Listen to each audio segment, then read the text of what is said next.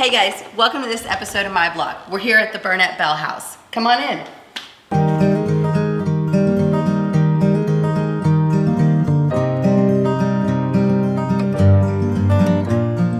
Hey guys, today we're here at the Burnett-Bell home in Quail Valley, and they have done a really amazing job at honoring the history of this home.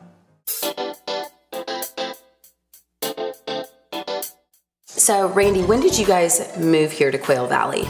2005. 2005, okay. So you've been here a little over 12 years, and then when you saw the home and you decided to purchase it, what was your intention for this home? I really stumbled on the house. I actually lived in the Heights, and I work here in Sugarland. Okay. And so I've been commuting for 20 years. And I was looking to buy a house in the Heights, and I actually found this house online. I came over to look at the house, and when I walked in the front door and saw the view out the back, the decision was made. Love at first sight. Love at first sight. So the homes here in Quail Valley are built in the 70s. It's definitely a different era and a different aesthetic than in the Heights. When you moved here, how was that adjustment for you?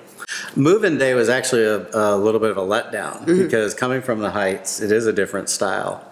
And I had kind of been, more like eclectic, industrial, a little bit of modern. And when I brought everything in here and I set up the living room, it was just a real letdown.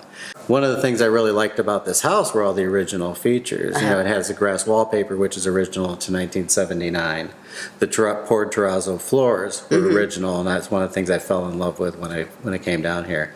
I loved the long Formica counter that was in the kitchen, even though it was Formica. So I just realized my furniture didn't work, and I just had to get rid of everything.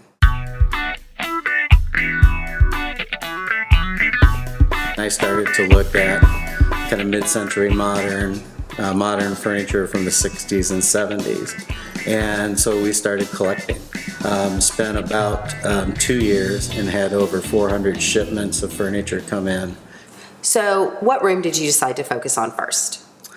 We decided to start with the living room kitchen area. One of the things with the house moving in and having the pool was really exciting. And I knew I was going to have lots of friends coming to visit and hang out, so I wanted to make sure that this space worked for lots of people. Right. We do like to entertain, so we really focused on this room, getting this room, having lots of seating. Spent a lot of time looking for a 10-foot long couch that would take up, that would fit in this space, and that was really the first piece that launched us, into finishing this room off.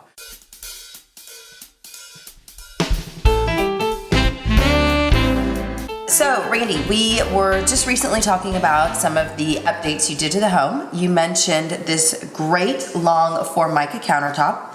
It's no longer Formica, so tell us what you guys did here in the kitchen. We wanted to renovate the kitchen, but we waited several years to do it. The Formica, I ended up taking out a cabinet where I'm sitting now because I wanted to be able to sit across from our guests and visit. Sure. And so I put the 2 bar stools here. And of course I cut the Formica countertop when I did that. So we decided to go with Corian because the Formica is a product that can actually be coved straight up a wall with no seam. And we wanted to keep that.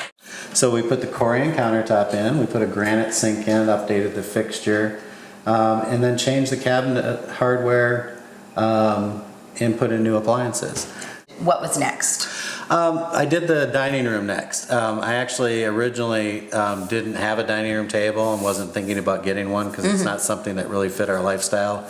Having the ability to seat 6 people here and 2 on this side, 8 people here was great for the way we live. Right.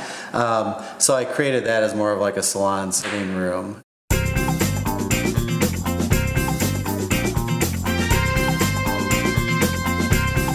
So we're here in the dining room. You mentioned that you took out a wall of built-ins. What else did you do in here? Well, the built-ins were on the end here.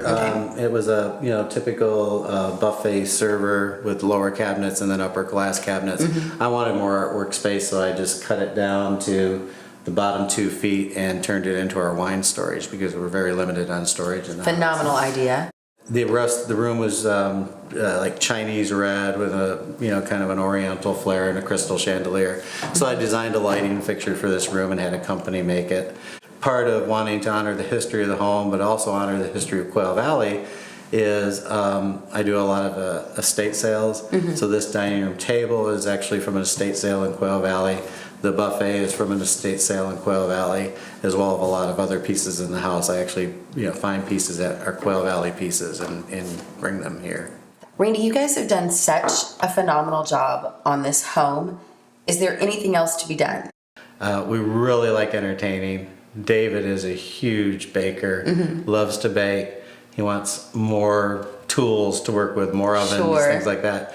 So in 5 years, the plan is we will actually take this wall in the dining room out. Wow. And we're gonna convert the sink and stoves and everything to this wall, and we're putting an island in that seats 20. So at that point, we're kind of, changing a little bit of the layout, but I think it'll still be fair to the history of the house. Thanks for joining us on this episode of My Block at the Burnett-Bell house.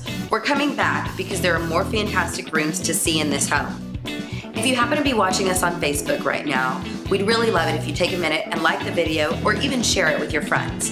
If you're watching us on YouTube, also please go ahead, take a second, like the video, or subscribe to our channel. And don't forget, next week, tune in and you can watch my husband Mark on Lunch with Mark. So if you'd like to feature your home, your room, your pantry, or your garden on the My Block series, go ahead and get in touch with us. You can get in touch with us through Facebook, or you can email me directly at sarah@par3realty.com. I really look forward to hearing from you.